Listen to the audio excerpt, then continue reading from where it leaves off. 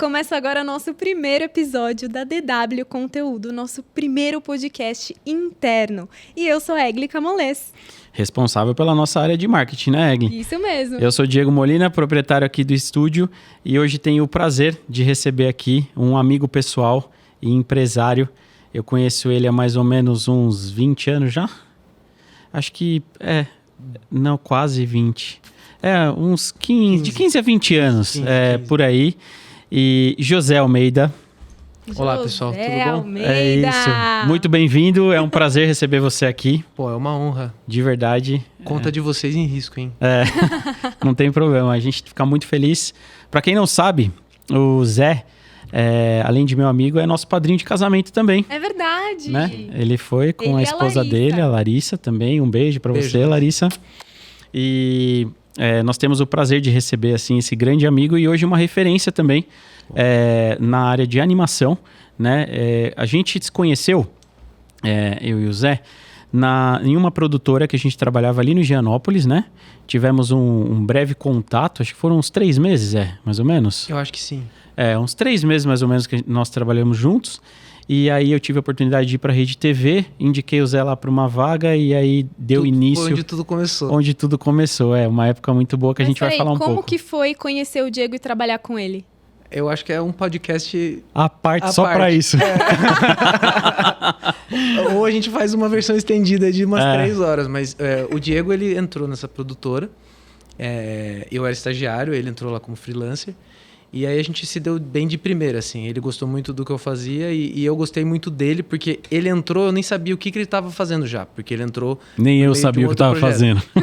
E aí ele já começou, assim, não, o que você está fazendo aí, não sei o quê. E eu achei legal, porque eu era estagiário, assim, né? Eu falei, pô, o que esse cara que tá vindo de fora se interessando pelo que eu tô fazendo e tal. Então rolou uma amizade já de primeira, muito, muito recíproca, assim, já desde muito... Assim, no primeiro dia, assim... Foi muito espontâneo, né? Foi muito espontâneo, assim, e rolou desde então, assim, tipo, uma abertura como se fosse conhecidos, assim, desde que nasceu, assim, desde amigo de escola, assim, muito legal, foi muito legal. Foi muito legal. Pra quem não sabe, o Zé, ele tava com um projeto, né, ele ilustra muito bem, né, então, ele tava com um projeto que me chamou muita atenção, chamava Os Estagiários, o projeto. E aquilo lá encheu meu olho, eu falei, cara, é isso aqui, sabe? É muito legal e esse cara, ele nasceu para isso. Então, ele tem que ir daqui para maior, assim. Então, ele precisava de uma empresa, assim, ou de alguém que enxergasse o potencial dele, né? Então, foi justamente com isso que eu fiquei na cabeça, né? E você falou em relação a ele.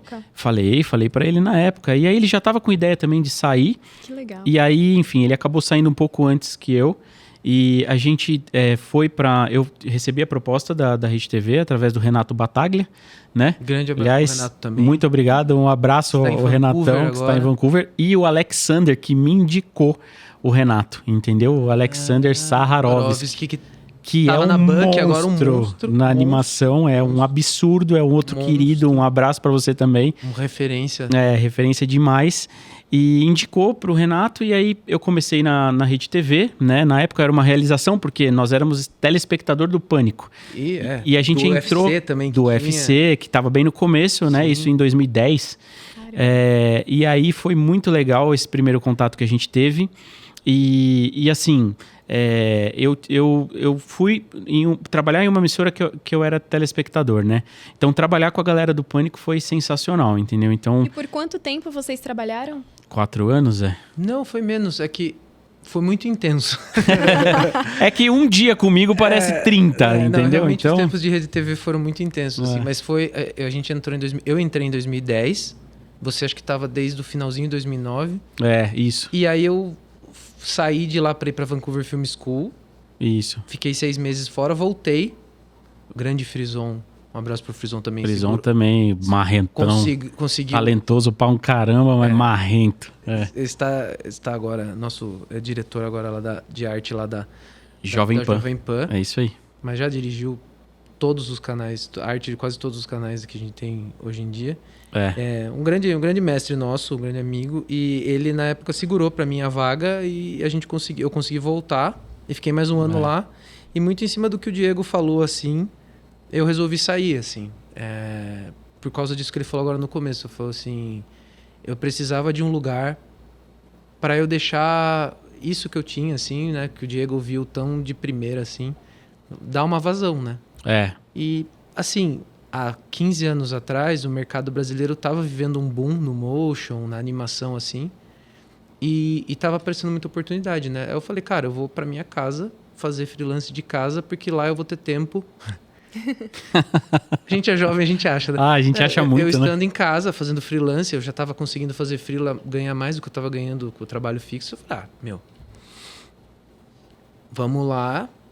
Eu, com o tempo livre que eu tiver, eu faço as minhas coisas, né? E aí, fast forward, 15 anos depois, eu ainda estou tentando ter tempo para fazer as minhas coisas. Mas esses últimos 10 anos, a gente estava conversando, né? Foram anos muito difíceis em matéria de economia, né? Sim. Muitos ciclos esquisitos. Sim. São 10 anos que todo mundo aí batalhou. Mas, para mim, eu tive muita oportunidade. Como eu falei, eu não tive tempo de parar e fazer as minhas coisas, assim. Mas agora, a gente vai falar um pouco disso também, eu estou fazendo, graças a conseguindo dar alguma vazão para essas coisas. Sim. Então... Fala um pouquinho da sua formação, Zé, pra gente. Eu estudei na FAP, eu fiz design gráfico na FAP, porque meu pai e minha mãe sempre apoiaram, e meu pai um dia falou pra mim assim, você quer ser um publicitário que desenha ou um desenhista que trabalha com publicidade? Porque a gente tava buscando vaga para trabalhar, vaga para faculdade, assim, Sim. pegando esses panfletos na época, assim, que a galera ia na escola, né? Lá em visão, hein? Sou de Sorocaba, e ele sempre foi muito, assim, meu filho, ele era o oposto da maioria dos pais. Ele falou assim, meu filho tem que se realizar no que ele tá fazendo. Sim. Mas ele tem que ser bom. Sim. Meu pai sempre falou, então você tem que estudar no melhor lugar, tal, mas ele tem que se realizar. Uhum. E eu tinha vergonha. Eu era o contrário do filho normal. Porque eu sabia que o que eu gostava era desenho e animação, e era uma coisa que eu olhava pra mim e falava, cara, não. Como que eu vou ganhar dinheiro com eu isso, fazia o trabalho do meu pai nesse sentido, do pai normal. Né? Eu falava pra mim, Zé, vai fazer outra coisa. Tipo, daí eu falei, acho que o que é mais próximo é a publicidade. Eu falei, meu pai falou assim, aí filho, o que você vai fazer, né? Publicidade, eu falei pra ele. Eu falei. Caramba, eu não sabia disso. Olha a responsabilidade que você mesmo trazia pra você. Sim, não, até hoje é um fardo. Eu 15 anos já me sustentando com isso. Eu olho pra mim e eu falo, Zé, você trabalha com animação, sério, isso mesmo. Mas, cara, e foi meu pai que fez o trabalho oposto, porque eu tava fazendo o papel do pai tradicional e ele tava fazendo o papel do filho nessa relação, assim, foi muito engraçado. Sei. Porque ele falou, mas por que você vai fazer publicidade? E eu tava falando isso porque, no fundo, eu queria soar agradável e responsável, né? Não vou trabalhar com desenho e com animação, né? Uhum. Eu falei, porque publicidade trabalha com criatividade, eu gostava muito de escrever, eu escrevo muito também, sempre escrevi muito, e desenhava. Eu falei, eu escrevo e desenho e tal, vou trabalhar com criatividade, né? Publicidade tem área de criação, isso aqui. Daí ele falou, mas você quer trabalhar com desenho? Eu falei, então você tem que fazer a faculdade que quem desenha faz para trabalhar com publicidade. Qual que é essa faculdade? Ele perguntou pra mim. Eu falei, eu não sei. Era muito novo, né? Naquela época, 15 anos a gente não atrás. sabia, Eu falei, eu não sei. Não tinha YouTube, não tinha nada pra gente Não tinha nem... pesquisar. acho que o curso do audiovisual na USP, se eu não me engano, ela abriu, tipo, era super novo também. Eu fui o primeiro prestador de vestibular de design gráfico da USP. Foi o primeiro ano, o meu que abriu. Caramba. Eu visitei a Unicamp com a faculdade, que tem aquelas épocas, aqueles passeios que o pessoal vai visitar algumas faculdades e tal. Eu visitei a Unicamp e tinha o curso de multimeios, que chamava, né? Sei. Porque eu gostava, né, também, da parte de criação, assim, mas eu falei, cara, mas não é isso. No fim, era isso também. Sim. E eu lembro que eu fui na banca comprar aquele guia que tinha de faculdades, assim. E aí eu vi design gráfico. Tinha na escola também teste vocacional e tal. Uhum. O cara falou jornalismo ou publicidade. O cara nem falou design gráfico, acho que nem ele sabia o que era. Nem existia, se duvidar, né? nem tinha. E aí, eu lembro que eu fui numa outra feira com meu pai também, era num Animamundi, em São Paulo. Ele me levou e falou, não, essas animações aí, negócio tem que... Vamos, o que tem? Ele falou, tem esse Animamundi, pai, que eu fiquei sabendo. Vamos lá? Ele falou, vamos. A gente foi e tava distribuindo o panfleto do Senac, da PUC, da Méliès. Nossa, naquela época. Naquela época, que era só curso técnico. Né? Sei. Aí eu peguei isso e falei, nossa, 3D. Que animal isso, deve ser muito difícil. Isso aí, guardei. Aí eu peguei o da Senac, da PUC. E aí, no fim, a gente procurando, ele falou, qual é o melhor? Eu falei, pai, é a FAP. E eu sempre fazia isso. Eu ia contra mim. Sei. Até hoje eu vou, minha esposa sempre reclama. Eu ia contra mim. Eu falava, pai, é FAP. Daí, o que tem? Eu falei, é a mais cara que tem. Sim. Ela falou, mas é a melhor? Eu falei, na época era. Eu não sei hoje em dia como tá a avaliação e tal. Sei. Eu falei, então você vai fazer essa. Eu falei, pai, mas eu tô prestando pra USP e tal, que é federal. Ele falou, mas é o primeiro ano. Ele falou, não vai ser tão bom quanto o da FAP. Tá vendo? A visão dele, né? Olha isso, tipo, eu tava... Enfim, né? Por isso que eu tenho essa gratidão pra ele até hoje, assim. Exato. E... Aí eu fiz FAP. Então eu fiz FAP. Aí, enquanto eu tava na FAP, eu percebi que realmente o que eu queria era esse design dentro da animação.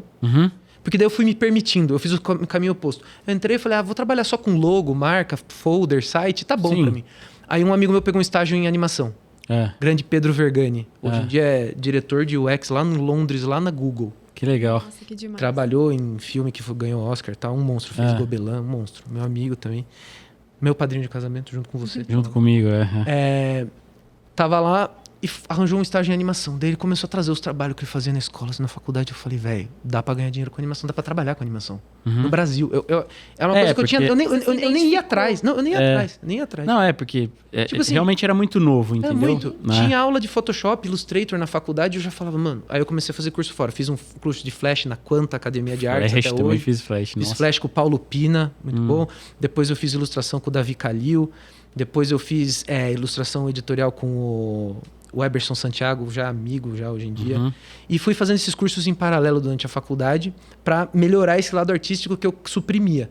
Aí entrei em vários estágios, estagiei em estamparia de camiseta, em escritório de design, em editora de história em quadrinho na Panini. Na Panini, fiz uma semana. Que legal. Eu retocava mangá, porque vinha o mangá original, a gente tinha que escanear, apagar o balão do diálogo japonês e desenhar. Caramba, cara. Tipo, o completar pedaço assim, do mangá. Eu fiz Bleach e um outro que eu não lembro agora. Durante uma semana. Aí eu falei assim, e eu tinha já comprado um curso pra fazer em Londres. Sei. Graças a Deus, saudades, Libra, R$3. Nossa senhora, que delícia, não? Dava nessa época. Dava. Aí eu fui pra University of Arts de Londres. Então, durante a faculdade, eu fiz quase uma outra faculdade de cursos em paralelo. Sim. E aí comecei a estagiar no último ano, na produtora onde conheci você. E lá, eles eram uma produtora muito pequena, eles me deram a chance de criar, junto com o meu chefe, o Rafael Aflalo, que está em Londres hoje também, um grande amigo meu, de fazer um projeto com ele. E a gente fez os estagiários, então foi isso que você viu quando você chegou no projeto nosso. O roteiro era seu também, Zé? Não, a gente criava todo mundo junto. Assim, tá. Assim, não é meu, era da produtora. Sim. É da produtora, não era meu. Eu só ilustrei e ajudei a criar os personagens. Era sensacional, gente. E com esse projeto a gente participou de uns editais que foram os primeiros editais que começaram as leis de incentivo da animação. Então a gente não foi selecionado, mas a gente ganhou o direito de assistir. Então eu peguei na minha mão uma bíblia de um projeto, não sei se vocês já ouviram falar, chamado O Irmão de Jor-El. Não. É só a animação mais famosa do Brasil. Assim. Que bom, a gente não conhece. Só a animação mais famosa do Brasil. Eu nem trabalho com depois isso. A gente corta. Mas assim, O Irmão do Jor-El é só a animação mais famosa do Brasil. Assim, foi um fenômeno pop. Assim. Não é o meu estilo de ilustração. E eu me lembro de pegar... Pra quem não entende, o que é Bíblia? Então, isso aí. Pegar esse... chama o pitching deck, né? Deck de pitch. Bíblia é um encadernamento de papel que você faz com a história resumida, imagens, personagens principais e um pouco falando sobre a história da série que você quer vender. Pra você entregar numa TV, numa feira e tal.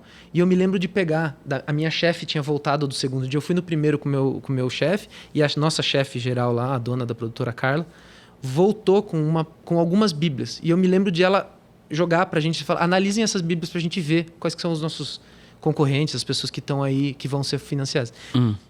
E tinha uma encadernada em espiral, assim. Eu olhei e falei, que porra é essa? Uns puta desenho esquisito, assim. E aí tava lá, Juliano Henrico, não sei o quê, Daniel Furlan, que é os caras do Choque de Cultura, sei. Da TV Quase e tudo mais. E era quando tava nascendo tudo isso, esse movimento. Eu peguei na minha mão a Bíblia. Eu falei, mano... E foi o maior sucesso, assim. Então, é muito louco que eu vi essas primeiras grandes séries do Brasil, assim, em Bíblia. Sei. Porque eu era estagiário, mas eu tive acesso a ver, assim. Né? Então, foi muito legal. Então, por que eu tô falando isso? Porque... Já uma questão enquanto você está fazendo a faculdade, você já vai descobrindo que nunca a faculdade é o que você quer. Exatamente. Porque a faculdade ela já está se desatualizando enquanto você está nela. Há 15 anos atrás já era assim, hoje em dia mais ainda. Sim. E eu posso dizer isso porque eu fui professor de faculdade também. E enquanto você tá lá, você tá se descobrindo. Então, o importante é que quando você chega no final da faculdade, você fala, isso não é pra mim. Sim. Se você chegar no final da faculdade e falar, não, isso era pra mim, tem alguma coisa errada com você. Sim, porque ela te dá um leque de opções, né? É isso. Entendeu? É você chegar no restaurante, olhar o menu e falar, não, eu quero. Quero isso. Quer o quê? Quero. Não, mas isso é um menu, você precisa escolher alguma coisa. Não quero. Então, é isso. Então a faculdade é isso, assim, né? Então a FAP foi muito boa, que ela me abriu um leque incrível, eu fui pegando essas coisas, vi um amigo que tava estagiando uma coisa, um amigo que tava fazendo outra coisa, um amigo que tava não sei o quê. Eu fui tateando, tanto que nesse ano de 2009, quando foi meu TCC, tiveram 5 projetos de animação. E a FAP tinha tido 1 até então, que era do meu antigo chefe, aliás, por coincidência, o Rafael Flávio. Então, nesse ano de 2009, estava tendo esse boom do motion, da animação. Sei. O mercado do incentivo público, de edital, lei de incentivo, estava começando. Então, tanto no conteúdo quanto comercial, a animação de publicidade estava explodindo. Você se formou em 2009? Eu me formei em 2009, não, o TCC foi em dezembro. Aí eu voltei para Sorocaba e você me chamou, vem para Rede TV. E foi aí que começou a minha trajetória. Sim, e eu quero deixar um recado aqui também para você que está começando ou está na faculdade, que o que abriu a porta do Zé na Rede TV foi justamente o trabalho de conclusão dele, tá? Que ele já fez uma animação, né, na FAAP e ele apresentou isso daí lá. E tinha todo um embasamento, assim.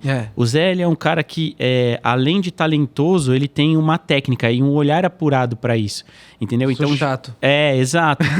A pegada a detalhes mesmo, e é isso que torna o trabalho dele tão diferente e tão especial. E aí, ele apresentou isso lá e foi justamente isso que chamou a atenção, né? Ele não tinha uma grande variedade de criação, mas o que ele desenvolveu muito bem. E por um trabalho de conclusão de curso, realmente foi uma coisa assim que chamou a nossa atenção, né? Então, despertou o interesse do departamento lá. E a Rede TV sempre teve também essa cultura de ser uma escola para o pessoal. A maioria dos grandes artistas que eu conheço brasileiros, né, trabalharam na Rede TV, né, em algum período. Ela tinha essa energia que a MTV também teve. Foi muito um berço de muita gente. Então, assim, muita gente também que hoje em dia está em cargo de diretoria, assim, de vários canais, assim, passou pela TV, pela Rede TV, e muita gente realmente de departamento de arte, assim, passou por lá. Eu sou muito grato à Rede TV, porque assim, a gente não tinha, não é a emissora que tinha uma maior estrutura, né, para fornecer pra gente, mas dentro do que ela fornecia, a liberdade criativa que a gente tinha lá era muito interessante. E eu acho que isso que até que foi que me incentivou a trabalhar um pouco com a captação.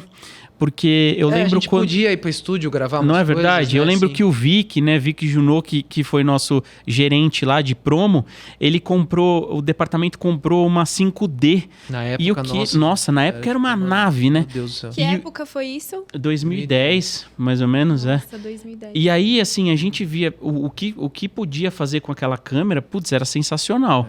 Então, assim, é uma coisa que encheu nossos olhos, assim. E justamente essa integração. Depois a gente foi descobrindo a integração do motion com a captação, que foi onde a gente desenvolveu a vinheta do Pânico, lembra, Zé? Sim. Que foi um lip dub. A da Hebe também. A da Hebe, que foi inteira animação. Eu posso dizer que eu tive a chance de microdirigir a Hebe por 5 minutos na minha vida. Exatamente. Então você fez... Foi praticamente... A vinheta da Hebe foi sozinho, né? Você fez sozinho. Não, o Raoni fez a pós-produção, assim, a transformação, assim, e tal. E o logo, acho que o Renatão. O logo, eu fiz o design, assim, e o Renato fez no 3D. Sei. Porque na época eu ainda não era muito bom de 3D. Na verdade, eu ainda nem tinha estudado muito 3D nessa época. Sei. Eu mexia só com After Effects 2D, assim. Sei. E aí eu fiz o design, assim, e o Renatão fez o 3D e tal, tudo, assim. Mas é isso, tipo, é nesse nível, assim, que a gente tinha de abertura. A gente teve a chance de ver, de dirigir a Hebe numa abertura.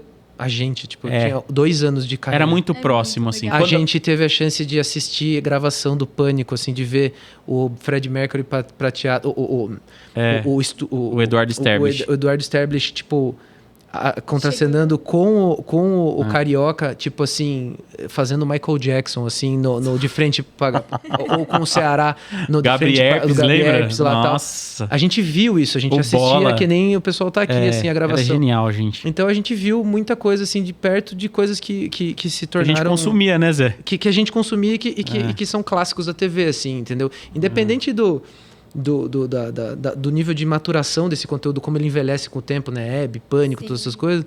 Mas a gente viu uma parte, assim, do conteúdo pop dos anos 2000, assim, acontecer ali na nossa frente, assim. Foi muito bom. Foi muito legal. E a gente teve a chance de vivenciar isso, assim, de uma forma que a gente não teria em outra TV. Eu acho que só a MTV tinha esse nível de abertura, né? De coisa, assim, que você tinha que fazer tudo e resolver. E isso foi muito bom. E era muito uma referência artística também a MTV, né? Porque tinha uns projetos muito loucos, assim, né? Cara, eu sempre falo assim, o meu sonho era trabalhar em 2 lugares. Rede TV e o outro... Não. Brincadeira.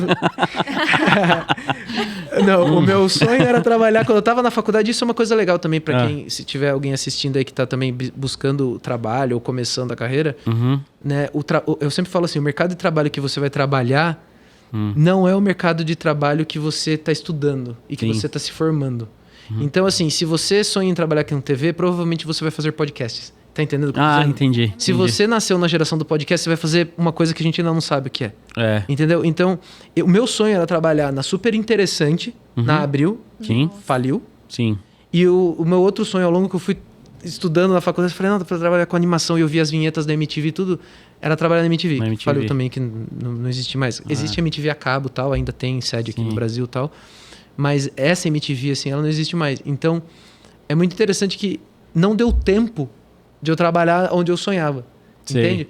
Então, é muito interessante isso, assim, que tipo, o mercado ele muda tão rápido, ele evolui tão rápido, que você provavelmente vai trabalhar numa coisa que você ainda não sabe que existe, na verdade, mesmo, assim, literalmente. É porque isso não é papo de coach, assim, isso é uma coisa que a gente viveu na pele, exatamente. Com os prós e os contras disso, assim, né?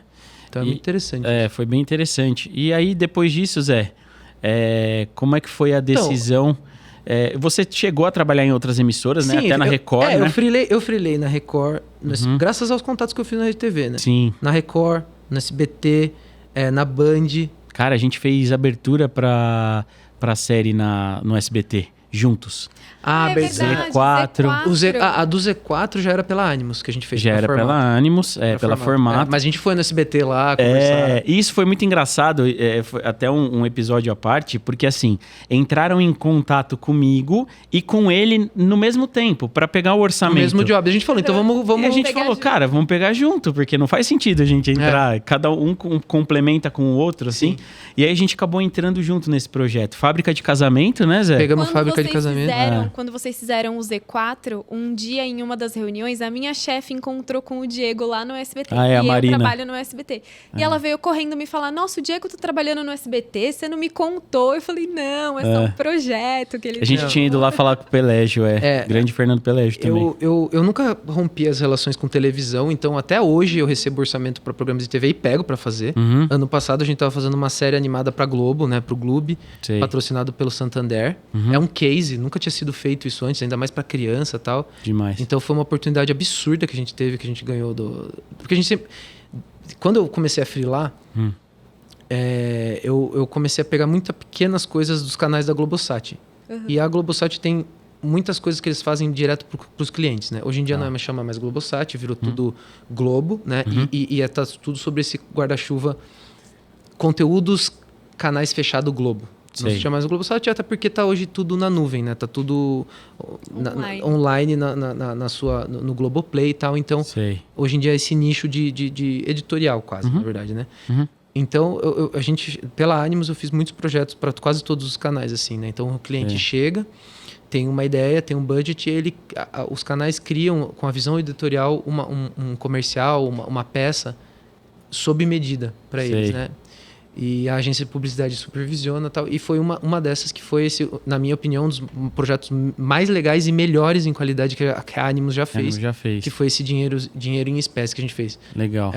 Então, ano passado. E eu quero saber justamente qual foi o seu start que você falou, cara...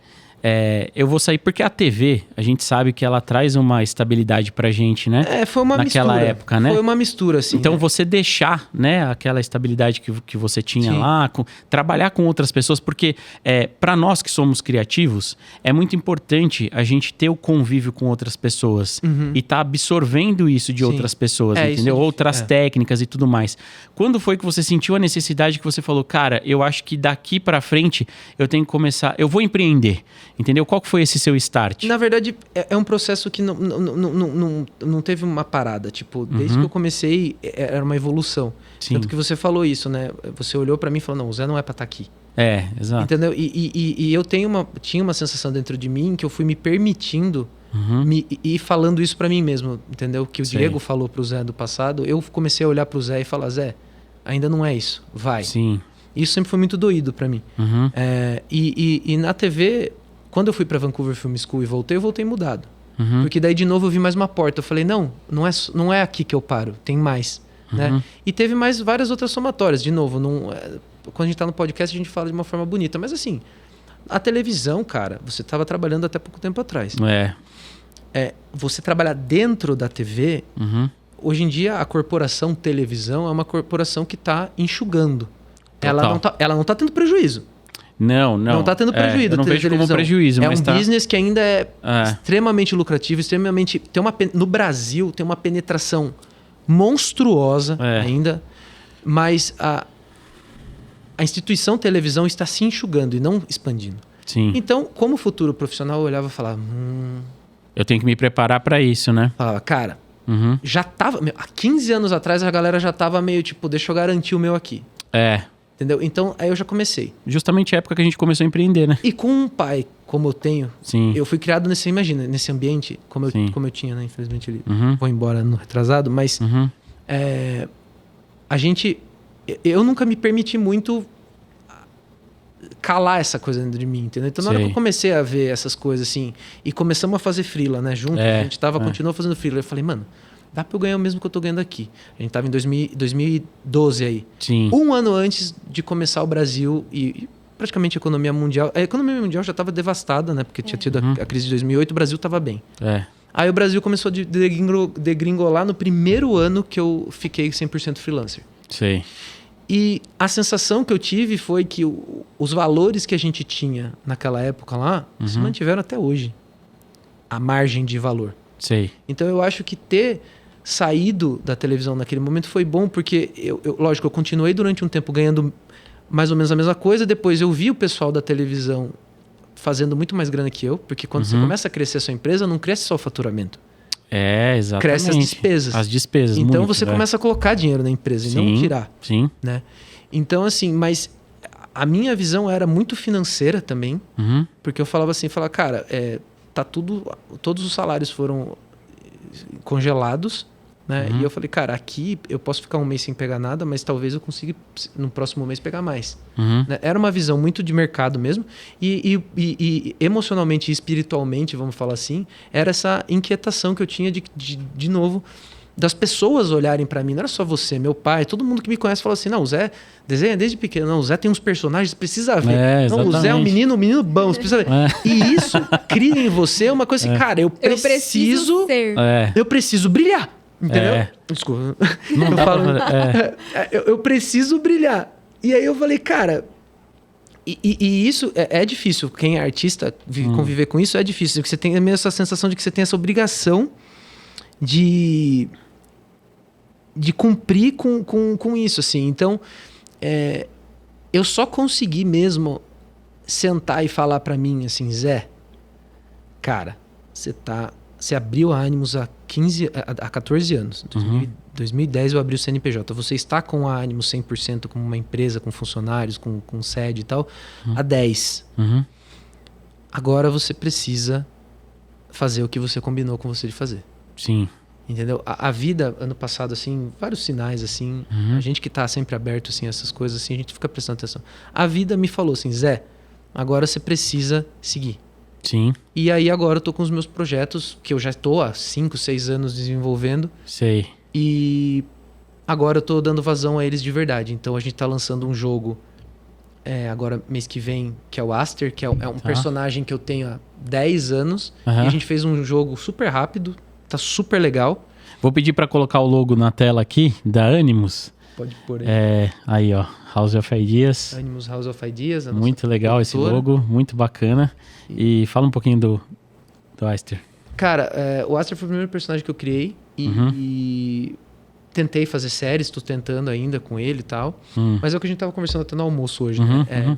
Essa caminhada de fazer série, de fazer filme e tal, é uma caminhada muito longa. E você precisa achar o canal, o streaming certo, tal, o financiamento da forma correta tal. Da forma que eu quero fazer. Sim. Eu acho que você tem internet, que você consegue fazer um conteúdo mais rápido tal.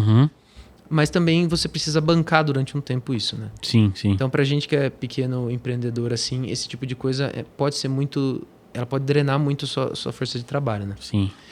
Então, tem o Monlo também. O Monlo é um personagem que eu também criei, mas é pra longa-metragem. É um guerreiro mongol, nada a ver, assim, lá. Ele vai passar pela China. Foi sensacional. Você lembra quando você me mostrou o trailer dele? Sim, a gente fez... O Monlo passou no Animamundi, a gente inscreveu o Monlo... Não, aconteceu uma coisa muito engraçada que você falou, caralho. Foi assim, você me mostrou... E aí eu falei, cara, Zé, tá incrível. Tipo, a sonorização disso aqui tá maravilhosa. Aí você virou pra mim e falou, porra, foi a única parte que a gente não fez. Sério. Falei, não, mas eu tô falando que é o conjunto, que me envolveu, mas, cara, entendeu? Mas eu vou falar. Não. Que merda, né? Mas foi muito bom. Não, e eu só falei isso porque sou eu, né? Eu falei pra te deixar constrangido. Mas porque eu sabia que você ia ficar com essa cara. Mas é que realmente... Não, o som ficou muito bom mesmo. E o pessoal que é da M2, acho que o estúdio ainda existe, era o Samuel e o Felipe. O Felipe agora não tá mais lá.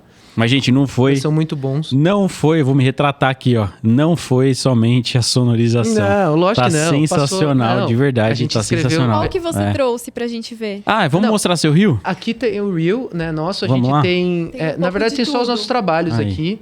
Isso é um pitching que eu fiz, isso é um trabalho que a gente fez pra... eu não vou conseguir falar tão rápido porque os cortes são rápidos, mas aí tem vários projetos. Nossa, legal isso aí. São animações tanto para conteúdo, isso é para um game, é um demo que a gente fez de um projeto que ainda não saiu do papel. Isso é um lançamento do jogo tabuleiro, isso é propaganda, série de YouTube. Isso é uma outra série nossa que chama Animals, que também eu tô... Que lindo. Eu tô correndo atrás para levantar financiamento. Esse é o Aster, o primeiro design lá, isso aí é demais. Mas a gente já redesenhou o personagem. Isso é um comercial de jogo de tabuleiro também que a gente fez. Lindo. Esse é o Molo. Esse é um trecho do Molo. Olha os pelos. Olha que legal. Essa exposição do Monet, que a gente não falou. Esse foi do Monet. um trabalho que mudou a minha vida, assim. Sou eternamente Muita gente tem foto na exposição do Monet. Muito. Gente, ele... é o responsável por isso. A nossa produtora produziu, lógico, né? Para fazer um evento, vocês sabem, milhares de pessoas participaram. Então tem a galera da tenda, a galera dos projetores, a galera da parte. A Animus ficou encarregada em produzir a animação e gerenciar o processo da produção da parte visual. Isso daí me lembra um pouco os estagiários. Essa coisa preto e branco, eu gosto preto muito. E branco, Isso é um projeto que a gente estava desenvolvendo com uma parceira lá da Inglaterra. Lindo Isso foi só também. um teaserzinho que eu fiz. É uma personagem de livro infantil que a gente está desenvolvendo. Bem legal. Lucinda. Então, assim, tem vários conteúdos de vários anos diferentes, assim. Mas no nosso site tem o Aster, tem o Monlo. Nas nossas redes sociais a gente vai postar agora o lançamento do game. Sim. A gente vai postar, eu tô indo para Hong Kong agora, daqui um mês. Né? Que legal. Se Deus quiser, se tudo dar certo. A gente conseguiu uma rebarba ali de uma inscrição para ir para um mercado asiático lá para levar o Monlo. Pensa naquele garoto que estava lá com o pai, entendeu? Ouvindo os conselhos dele e as perguntas, e que eu acho que teve um papel assim fundamental na tua decisão e na tua vida, né? Ele encaminhar isso para chegar justamente nesse ponto. Não, eu tenho certeza então que... é uma realização profissional diante do que tudo que você passou por toda a sua história profissional e pessoal, entendeu? Porque a gente vem evoluindo pessoalmente também. Eu acho que isso daí é de grande satisfação, independente do resultado.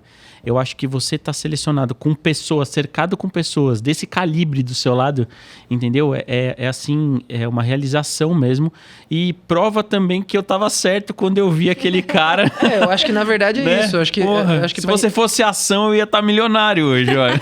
Exatamente. Vai ser apostado nele. Se eu tivesse aberto um IPO naquela época, assim, de ações da Animus ou do Zé, assim, você seria provavelmente um dos primeiros investidores. Você estaria bem. Exatamente. E eu particularmente fico muito orgulhoso disso daí, porque eu acompanhei praticamente todo o seu trajeto, né? E inclusive depois que você foi dar aula e tudo mais. Então é muito legal ver. E você é um dos profissionais, cara, que não tem medo de passar conhecimento.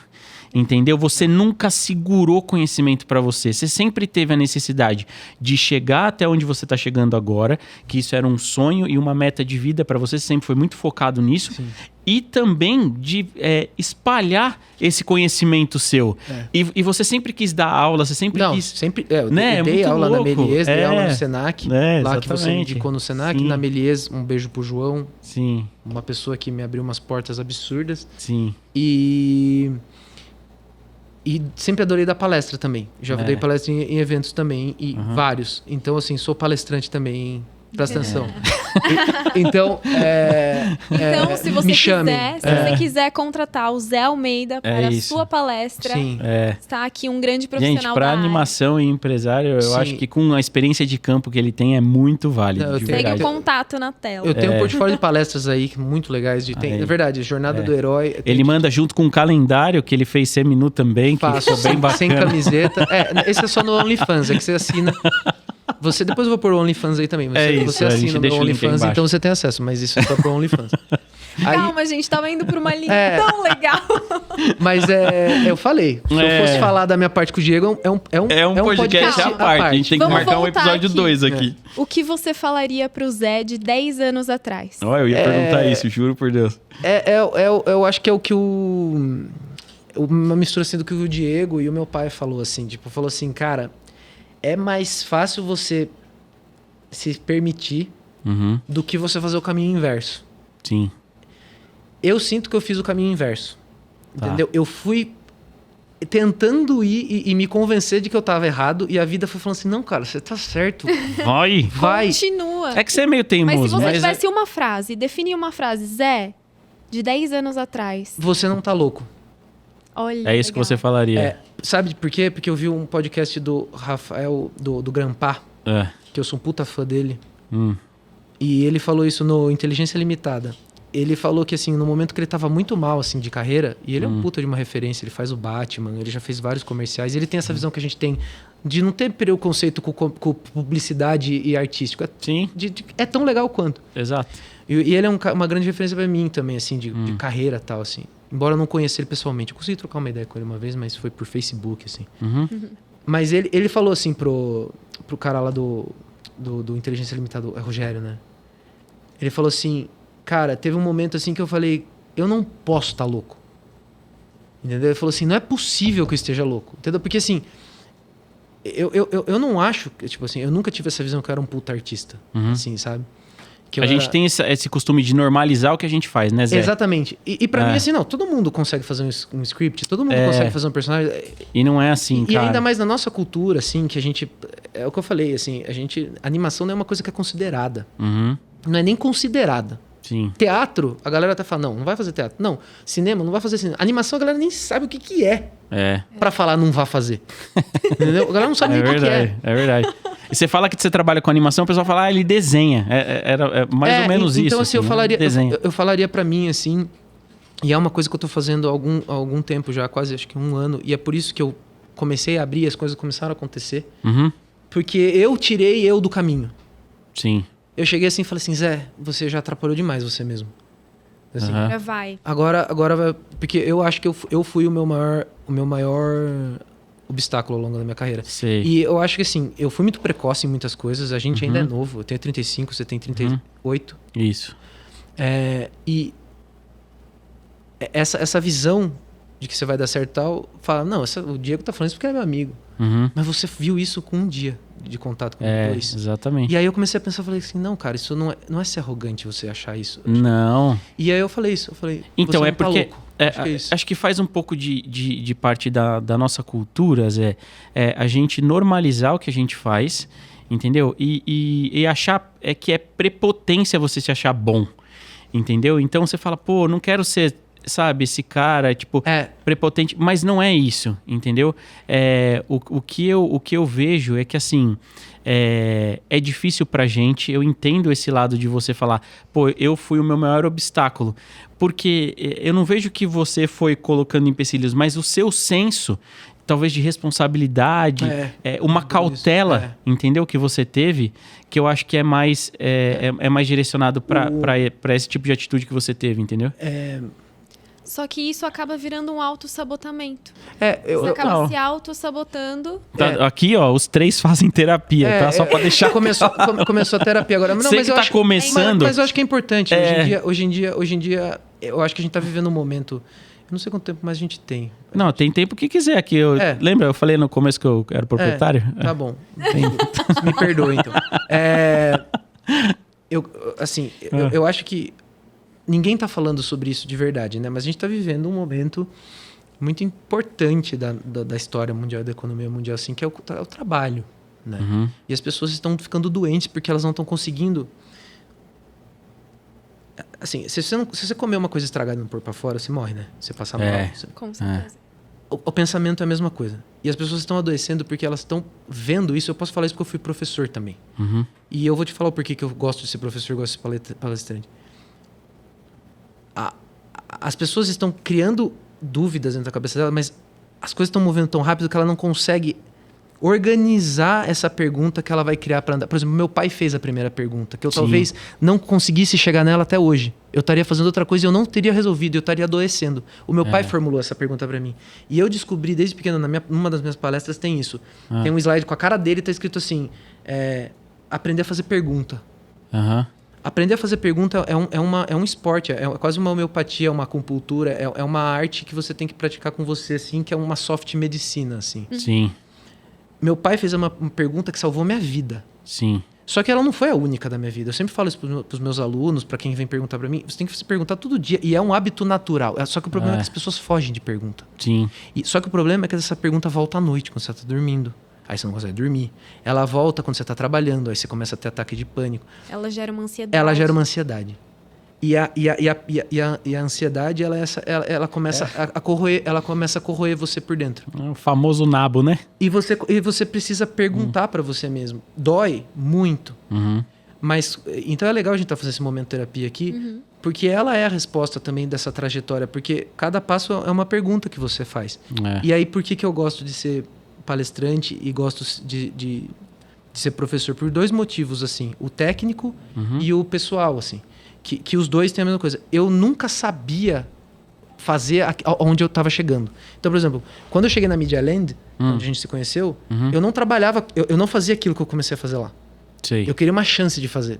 Porque eu Entendi. fui. Aí quando você me chamou pra Rede TV, eu ainda não estava bom naquilo que eu fazia. Então, eu sempre entrei com esse espírito. Em arte marcial tem um nome para isso, chama Shoshin, que é espírito de faixa branca. Eu sempre entrei como faixa branca nos lugares que eu entrei. Isso é bom por um lado, mas é ruim por outro, porque você fica com essa autoestima baixa, sempre. Você acha que você sempre tem que pedir favor onde você está entrando. Pô, vou te pedir desculpa, então, por ter te zoado com a vinheta da Páscoa. Não, a vinheta da Páscoa, depois a gente faz um podcast só sobre a vinheta da Páscoa e das aventuras. Mas eu entendi o que você falou agora. Das aventuras minhas na Rede TV. Faz muito sentido. Mas é exatamente isso, assim. Então, eu sempre entrei como um aprendiz, assim, porque eu sempre ia para um lugar que era o próximo passo, mas eu não estava pronto para esse passo. Era o inverso. Eu não chegava lá porque agora você está pronto. Eu precisava aprender o que eu tinha que fazer lá. Meio que é padrão em todos os lugares. Vou te fazer uma pergunta. Você não estava pronto ou você não se achava pronto? Não, assim, então, de novo. Tecnicamente, eu acho que eu não estava. Tá. Assim, vocês viram meu TCC, eu sabia apertar os botões, sim, entendeu? Sim. Mas assim, eu não tinha o nível de trabalho que vocês já tinham. E eu entrei num cargo que não era um cargo de iniciante, entendeu? Eu não entrei como júnior, eu entrei no lugar de um cara que já era pleno. Sim. Nesse sentido que eu tô dizendo. Mas por conta da competência pessoal, de organizar, de ter você falou de responsabilidade e tal, eu já tinha uma capacidade de falar, não, deixa na mão do Zé que ele vai resolver. Você chegou a cobrir férias de coordenação lá, né? Exato, eu fui coordenador com 22 anos de idade. Exatamente. Porque eu li e-mail. Exato. Você só lê até o fim. Eu tinha essa habilidade inata de ler e-mail. De abrir o e-mail, ler o que as pessoas estavam pedindo e ir até a sala do departamento e falar assim, viu, é isso mesmo que vocês precisam? Tá, ó, eu acho que pra quarta não dá. É isso. E eu, nossa. Lembra? O pessoal vinha na sala assim, falando, porra, Zé, obrigado, não sei o quê. Então, assim... É o básico que na época, 15 anos atrás, já estava se perdendo e hoje, com a internet, se perdeu ainda mais. Exato, mas eu descobri que isso não era básico.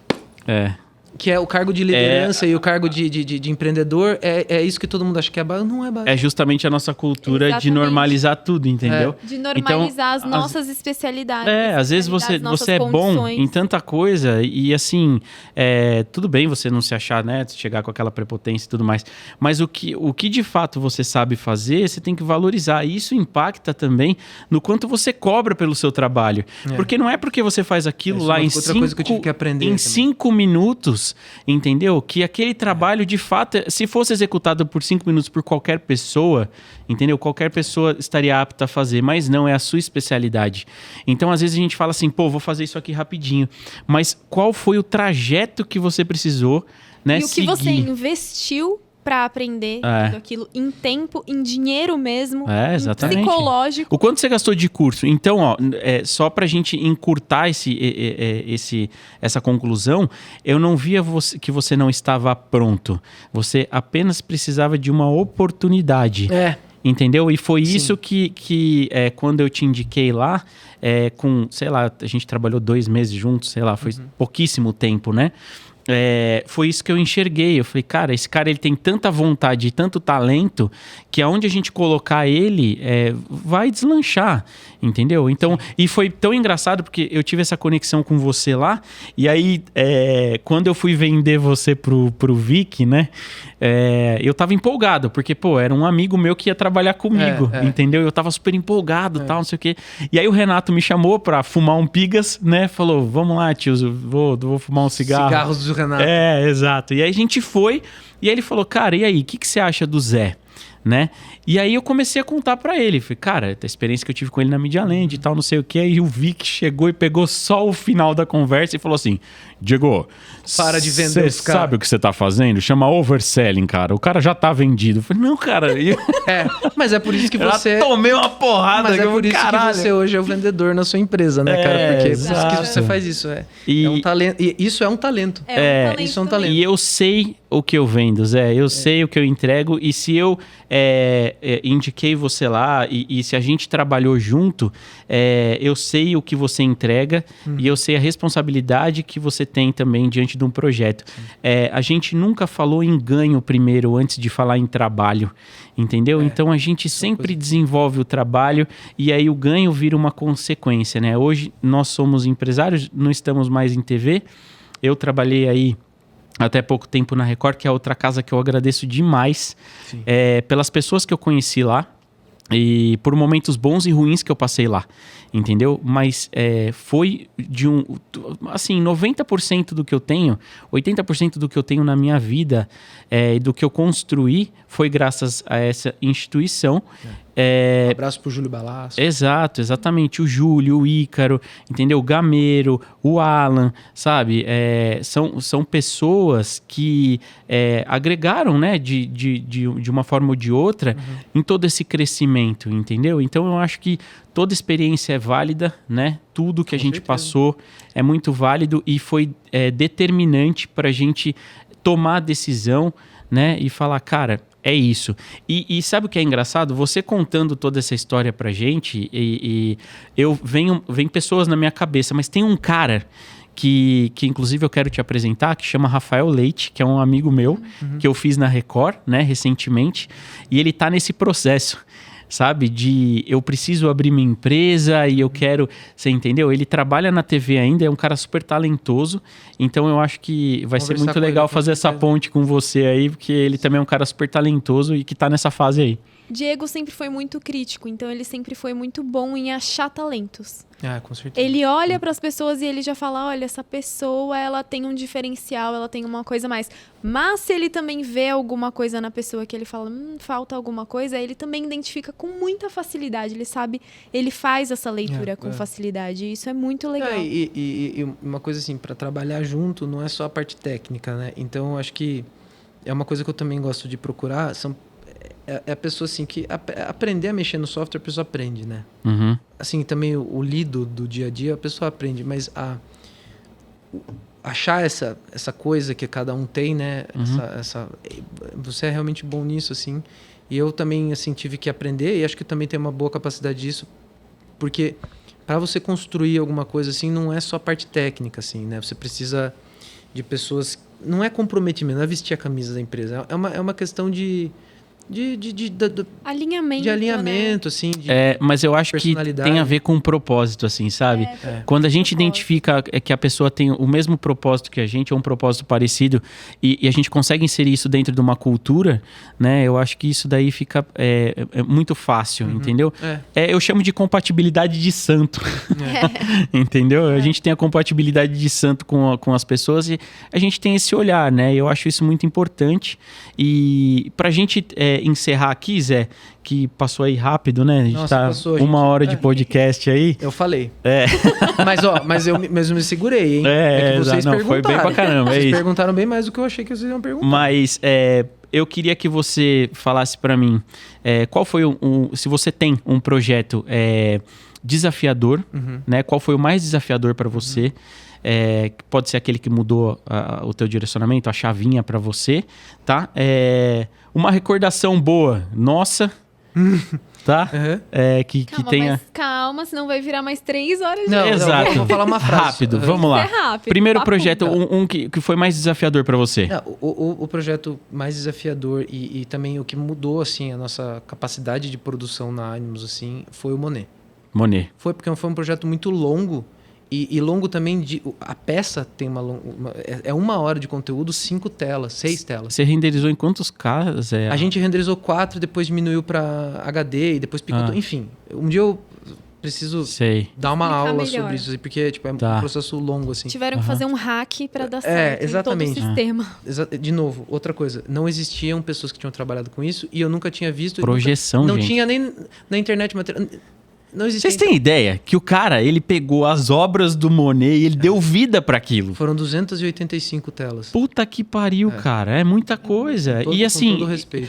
Pra você reconstruir... Cara, é um absurdo. Foi.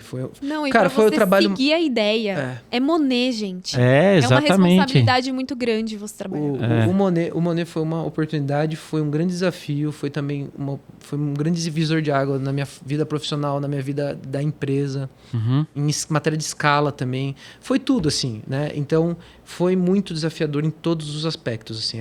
É um projeto ao qual eu sou grato para sempre, pelas pessoas que eu conheci também. Legal. Pela oportunidade e pela amplitude também, né? Somando Rio de Janeiro e São Paulo, a Mira, né, que é a empresa que montou, a Mira pôs para dentro da tenda quase 500 mil pessoas. São 150 mil no Rio e 250 em São Paulo. Deu 400 mil pessoas. Podemos dizer que a Mira acertou o alvo. A Mira eles foram incríveis nisso. Assim, então, sou eternamente grato à oportunidade que eles deram para mim.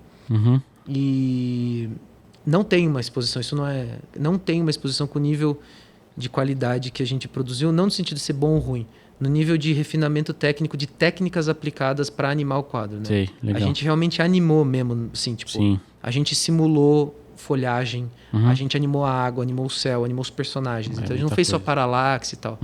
Né? Então foi. E assim, um momento bom nosso, cara, eu acho que... Deixa eu ver, é que... Pô, todos eram bons, assim, mas foi muito bom.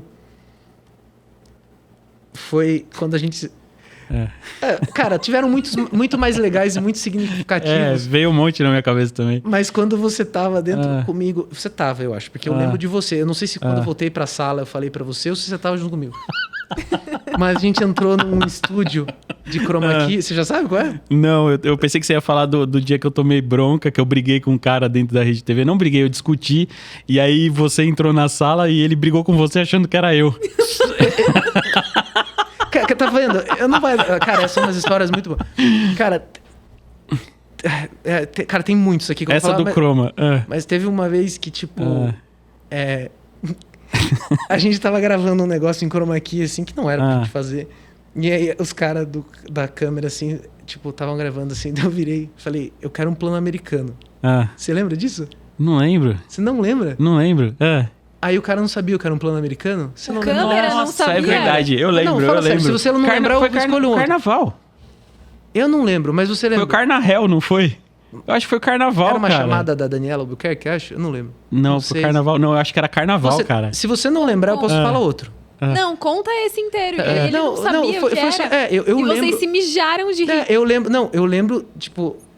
Eu e o Zé, a gente não falava. A gente se olha assim... Eu lembro da cara dele, mas eu não sei se eu contei. Eu não lembro...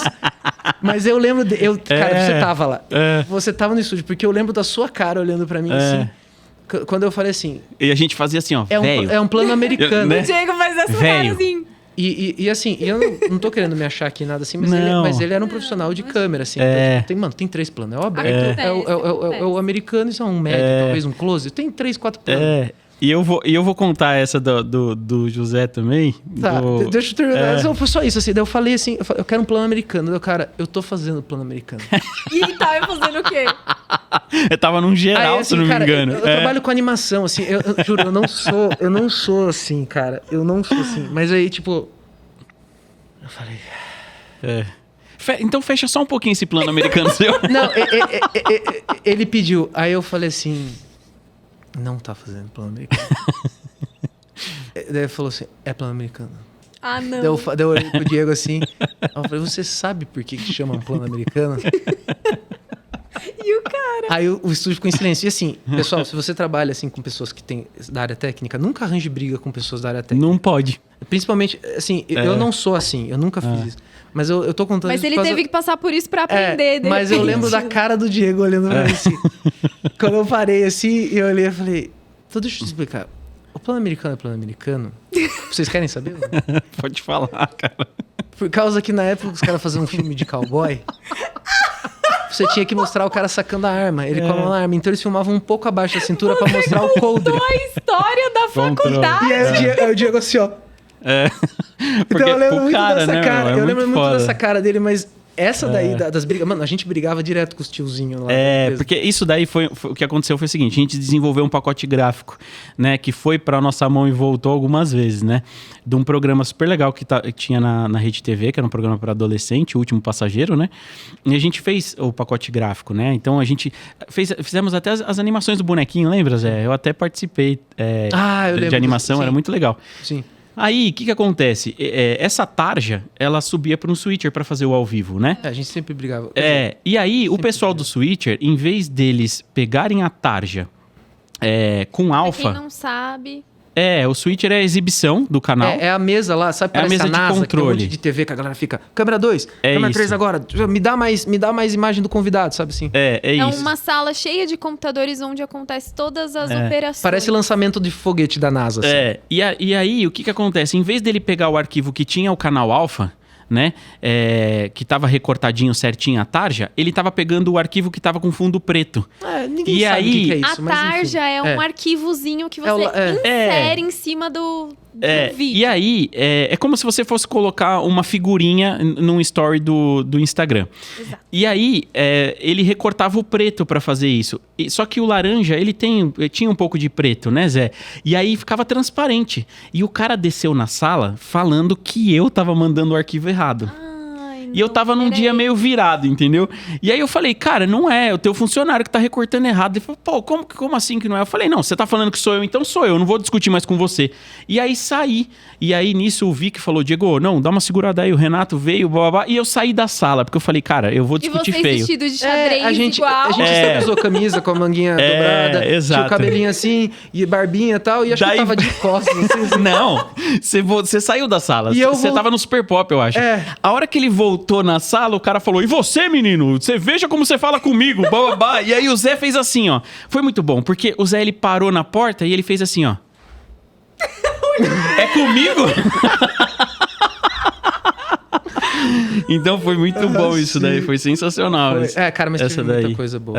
E Zé, pra gente finalizar então, deixa uma mensagem, já que você gosta de... eu gosto. De dar aula, de passar conhecimento e tudo mais. Calma, antes da mensagem, eu queria pedir pra você falar o que você achou do nosso...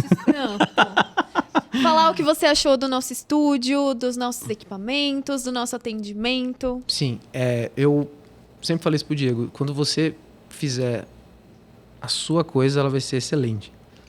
E porque também não era só ele que olhava pra mim e falava assim, vai fazer, né? Tipo, vai brilhar, menino. Uhum. Eu também sempre tive um carinho muito pra ele, sempre falei, ó, o dia que você, tem que ser você.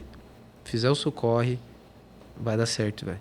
Então eu fiquei muito feliz de vir aqui hoje e ver a qualidade já do material que ele já colocou aqui.